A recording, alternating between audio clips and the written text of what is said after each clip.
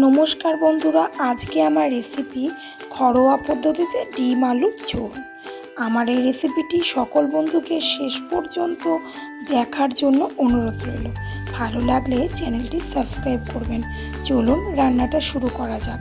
প্রথমে একটা পাত্রে আমি ডিম আর আলুকে সেদ্ধ করে নিচ্ছি।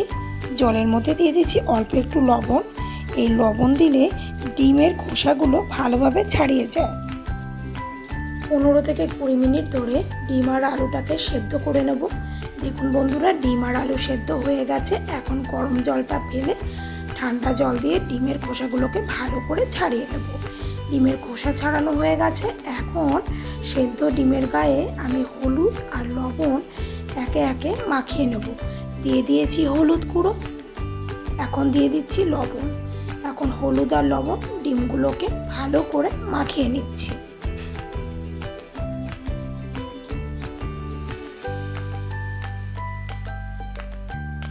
এখন এদিকে গ্যাসের ফ্লেম অন করে কড়াই বসিয়ে দিয়ে দিচ্ছি সর্ষের তেল। তেলটাকে ভালোভাবে গরম হতে দিতে হবে। তেল ভালোভাবে গরম হয়ে গেছে। এখন একে একে সেদ্ধ ডিমগুলোকে তেলের মধ্যে দিয়ে দিচ্ছি। আর বন্ধুরা, ডিমগুলোকে আমি সুতো দিয়ে অল্প একটু করে সাইড থেকে কেটে নিয়েছি।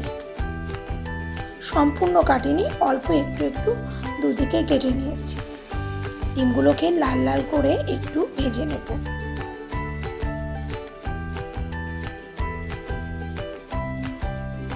ডিমগুলো লাল লাল করে ভাজা হয়ে গেছে। এখন একটা পাত্রে ডিমগুলোকে আমি তুলে নিচ্ছি।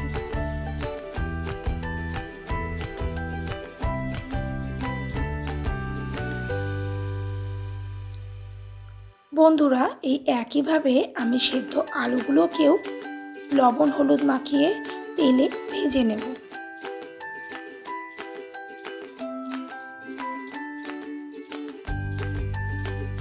ভালো করে ভাজা হয়ে গেছে। আলুগুলোকেও একটা পাত্রে আমি তুলে নিচ্ছি।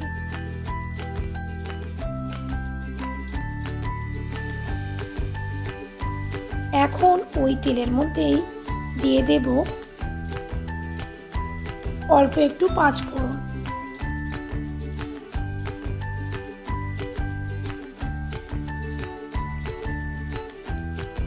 দিয়ে দেব শুকনো লঙ্কা।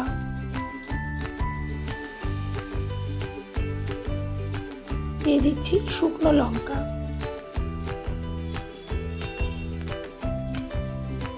হালকা একটু নেড়ে চেড়ে নিচ্ছি। এখন দিয়ে দেব এর মধ্যে পেঁয়াজ কুচি। এখানে একটা পেঁয়াজকে আমি স্লাইস করে কেটে নিয়েছি। পেঁয়াজগুলোকে হালকা একটু লাল লাল করে ভেজে নেব।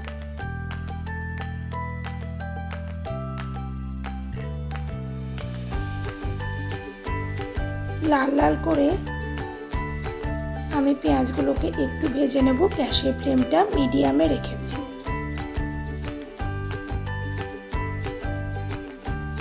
লাল লাল করে ভাজা হয়ে গেছে। এখন এর মধ্যে দিয়ে দেব টমেটো বাটা। টমেটো একটা নিয়ে নিয়েছিলাম। এখন ভাজা পেঁয়াজের সাথে টমেটোটাকেও ভালো করে কষিয়ে নেব। যতক্ষণ টমেটোর কাঁচা গন্ধটা থাকে ততক্ষণ টমেটোটাকে ভালোভাবে কষিয়ে নেব।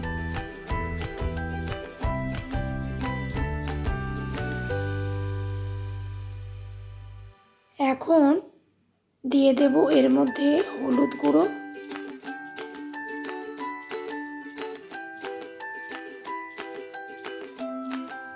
দিয়ে দিচ্ছি স্বাদ মতো লবণ। হলুদ আর লবণ টমেটো বাটা পেঁয়াজের সাথে ভালো করে কষিয়ে নেব।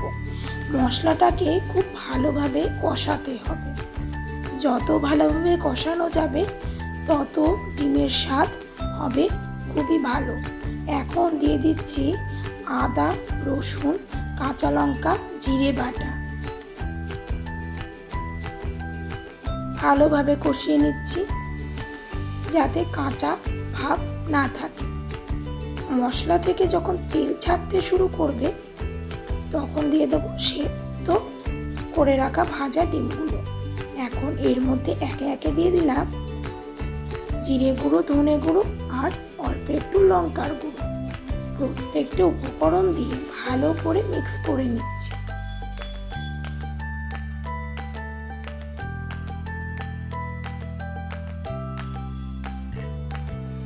ভালো করে মিক্স করা হয়ে গেছে।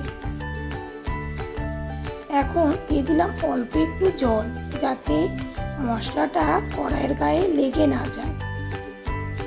ভালো করে কষিয়ে নিচ্ছি। দেখুন বন্ধুরা, মশলাটা থেকে তেল ছাড়তে শুরু করে দিয়েছে। মশলাটা আমার কষানো হয়ে গেছে। দিয়ে দেব এখন এর মধ্যে ভেজে রাখা আলু আর ডিম।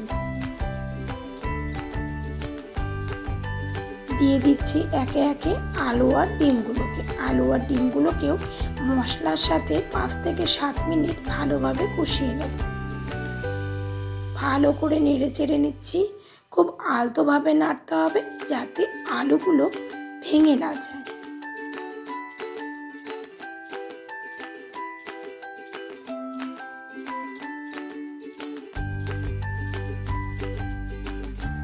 ভালোভাবে নাড়াচাড়া হয়ে গেছে। এখন দিয়ে দিচ্ছি জল।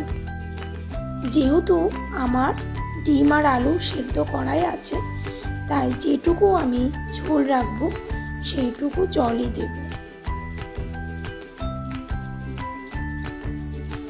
দিয়ে দেব আর একটু জল, যাতে ডিম আর আলুগুলো ঝোলের মধ্যে ভালোভাবে ডোবে।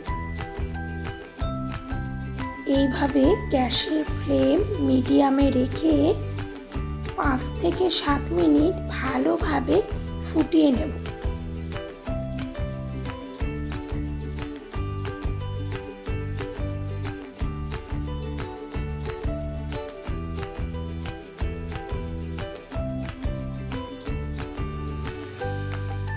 ভালো করে নেড়ে চেড়ে নিচ্ছি।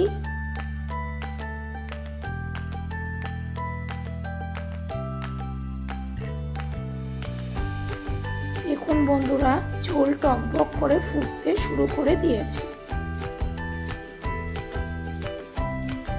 এখন এইভাবে 5 থেকে 7 মিনিট আমি ভালো করে ফুটিয়ে নিচ্ছি। গ্যাসের ফ্লেম লোতে দিয়ে দেব গরম মশলা।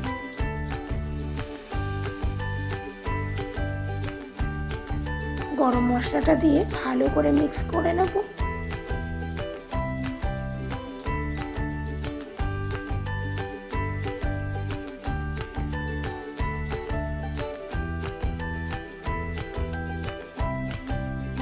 ভালো করে মিক্স করে নিচ্ছি।